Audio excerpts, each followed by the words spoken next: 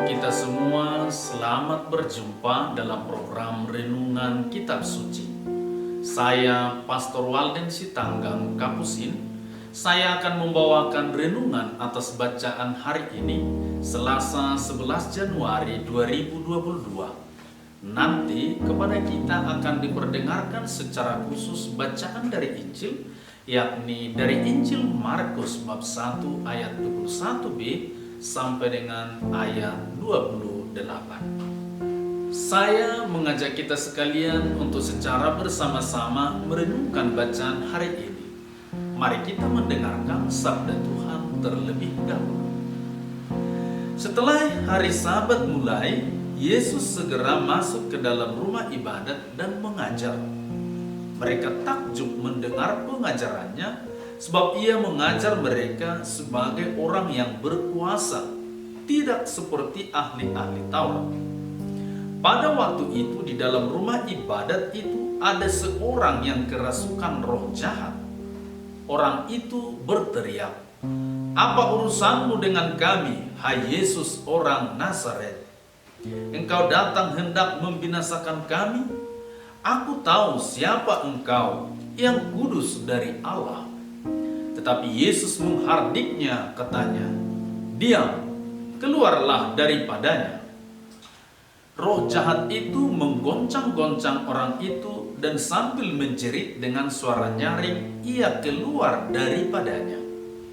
Mereka semua takjub sehingga mereka memperbincangkannya, katanya, "Apa ini? Suatu ajaran baru. Ia berkata-kata dengan kuasa. Roh-roh jahat pun diperintahnya dan mereka taat kepadanya." Lalu tersebarlah dengan cepat kabar tentang dia ke segala penjuru di seluruh Galilea. Demikianlah sabda Tuhan. Terpujilah Kristus.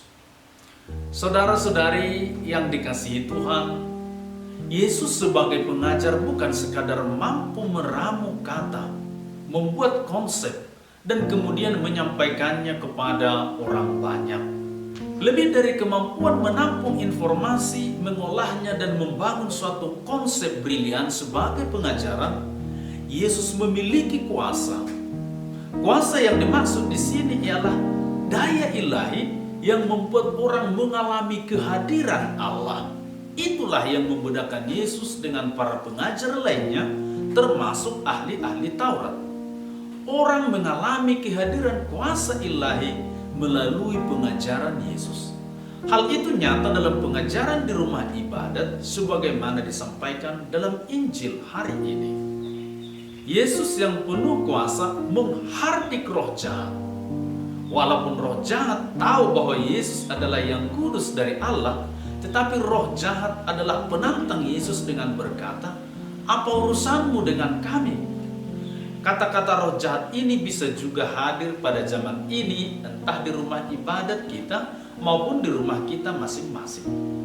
Kata-kata ini terungkap dari orang-orang yang tidak menyambungkan antara apa yang dia imani dengan apa yang dia hidupi. Kisah pengusiran roh jahat terjadi di rumah ibadat menjadi kritik juga bagi kita, bahwa setiap saat persekutuan kita sebagai umat beriman harus dimurnikan.